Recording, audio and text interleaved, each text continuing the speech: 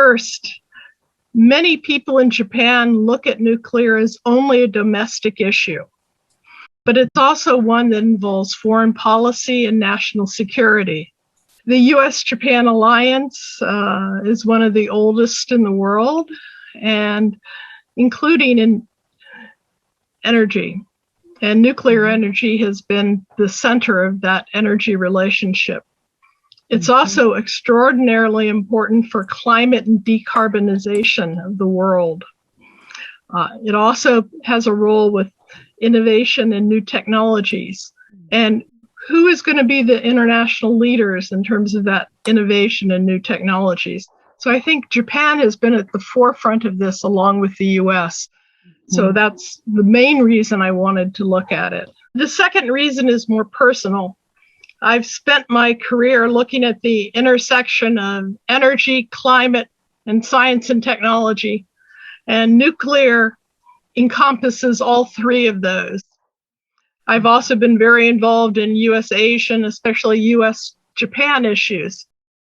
I think there's actually quite a lot of interest because Americans see it as an international and competitiveness issue, especially vis-a-vis China and Russia. And in order to do something, we really can't do it by ourselves. We have to do it as a coalition of like-minded countries, with Japan, with South Korea, Canada, and the European Union, all working together. And as you know, the US and Japanese nuclear industries have been tied very tightly together, both commercially and in research for many, many years. But I think the problem has come in that they have not been very forward-looking in terms of energy security, climate change. Instead, they're backward-looking. So what role should nuclear play as a component of a diversified carbon-free portfolio in meeting 2030, 2050 climate goals? What type of workforce is needed? And then you need to set the regulations so that it enables there to be some nuclear power going forward, if that's what you feel is important, which I do. I think they've done a good job following the new regulations. If there's one thing perhaps that they should do better is to explain to the public in more non-technical terms. I become more and more optimistic about the future of advanced nuclear reactors, especially SMRs. We expect the first SMRs to be commercially deployed now by the end of this decade. A couple of US states and 3 Canadian provinces have already announced and signed agreements with SMR manufacturers. So Japan can contribute to demonstrations in the United States and elsewhere, perhaps have its own demonstration. Japanese companies are already valuable partners with many of these new companies in supply chains. And Japan, of course, needs to work with the US and other like-minded countries on setting the international standards, the technical standards, safety, non-proliferation standards for the next generation of nuclear technologies. I think it's very important that Japan be involved in that process. Frankly, I don't think Japan has ever lost trust in its technology internationally. Fukushima certainly led to some people to question conventional nuclear energy, but not Japanese technology per se. I think Japan's still highly respected. Japan has done a good job internationally explaining what happened and why. And many countries, many more than there were even a few years ago, are looking to have nuclear energy in the future.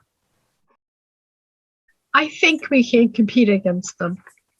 I think our technology is as good or better than what China and Russia are developing.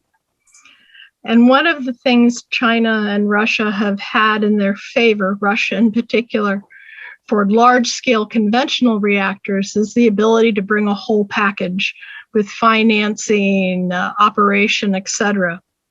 As we move into advanced nuclear, and we're talking about smaller reactors, some of those considerations become less important.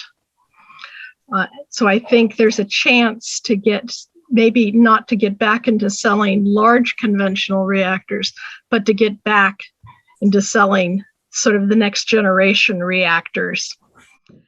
Third Way, which is a US nonprofit, estimates that the world market for nuclear power will triple, mostly for SMRs.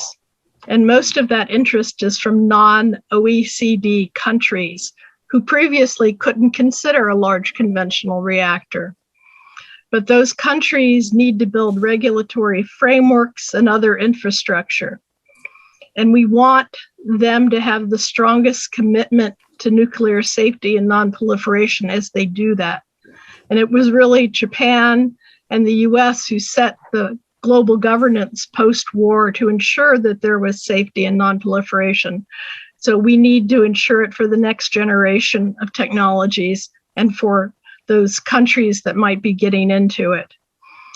So I think it's very important.